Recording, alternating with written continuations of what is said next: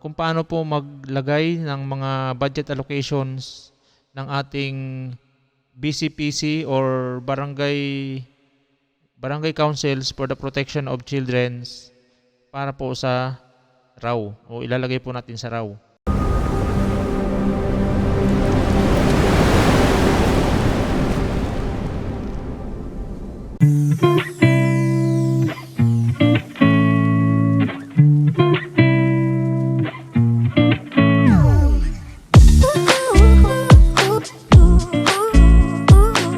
Hello partners, magandang araw ulit. So, ngayon naman po pag-usapan naman natin kung paano po maglagay ng mga budget allocations ng ating BCPC or barangay councils for the protection of children para po sa RAW o ilalagay po natin sa RAW. So, since napag-usapan na po natin sa unang video yung kung paano maglagay ng general fund o yung general appropriations. So ilalagay po natin sa ating RAW. So mabilis na po tayo, no? Madali na lang po kung paano po naman natin ilalagay yung budget allocation naman po para sa ating barangay councils for the protection of children. Kung titignan po natin ang RAW ng ating BCPC, ito po yan, no? So ganun din po. Lalagyan natin ng kung anong barangay po tayo, then kung anong calendar year. So kunwari ito ay para sa 2024, so ilalagay po natin. Then kung sino po yung ating CCA or chairman on Committee on Appropriations, anong city po tayo or municipality, then kung anong province, so lalagyan lang po yan. Then dito po sa ating mga references, yung appropriations natin ay para po ay ginawa po noong October 2, 2021, for example. No, example lang po ito. Then resolution number 22 series of 2021. So makikita nyo po yan doon sa resolution na ginawa ninyo during budget allocation. So yun po yung ilalagay nyo rito. Then tingnan po natin yung ating budget para po sa BCPC. Makikita natin yan sa ating budget ordinance. So, punta ulit tayo sa ating budget ordinance. Ito po yun, or barangay budget ordinance. Ito po ang budget natin para sa BCPC. Ayan po. No? Then, ang mga project po dyan,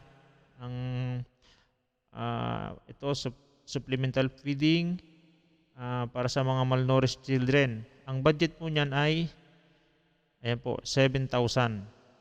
For example lang po yan, no? Yung gusto ko lang po ipakita sa inyo kung ano po yung mga projects at yung mga activities po ng malamang hindi po pareho bawat barangay, pero ito po yung magiging parang basihan nyo kung paano po malaman yung budget po para sa BCPC. Then supplies and materials, meron din po yan, halagang 2,000. Doon, barangay nutrition scholar, ito po ay pasweldo po yan.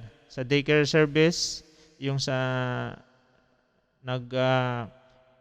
parang sinong naka-assign, no? Para po sa ating mga daycare center, sa ating BNS, no? Yan, BNS personnel.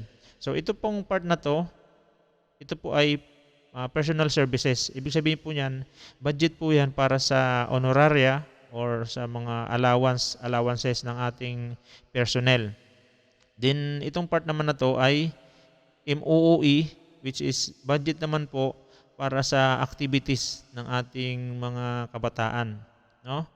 So kung ulitin natin, no? So ito po ang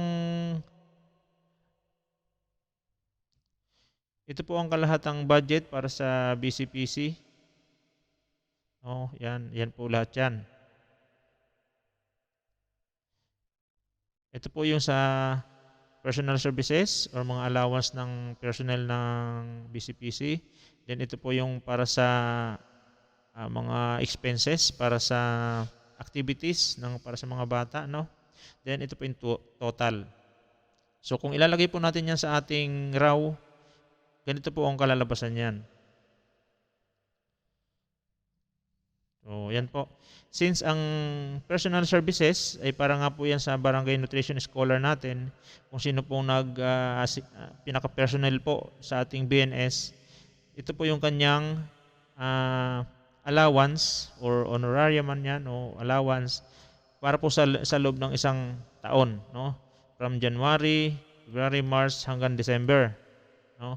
So i-divide lang po yun sa 12. Same dito po sa ating child development worker, yung sa ating personnel po para sa ating daycare center, no? Yan naman po yung pinaka-allowance niya or pinaka-honorarium niya for the whole year hanggang sa December. Yung nakalagay po sa kulay dilaw na yan ay para po sa personal services. Then, next naman po ay para po sa MOOE. Ito naman po yung budget para sa mga activities para po sa mga bata, no? So, meron nga pong nakalagay na supplemental feeding para po sa mga malnourished children. Then, meron din po silang mga supplies and materials for daycare center. So, sabi nga po, hindi naman pareho yung activities at yung mga plans po natin sa ating BCPC. So, ito yung sample lang po. So, malamang ganito po yung mga magiging itsura.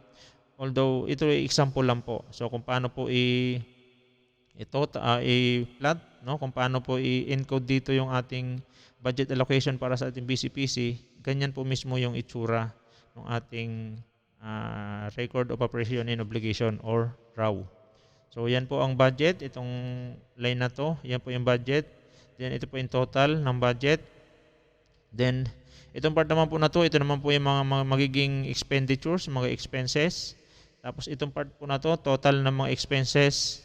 Tapos kung magkano man po yung balance, nandito po malalagay yan, yung pinaka-balance.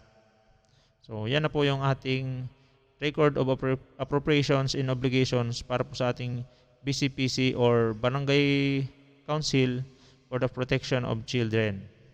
Okay? So, partners, maraming salamat po. Sana po nakatulong sa inyo. God bless po sa atin lahat.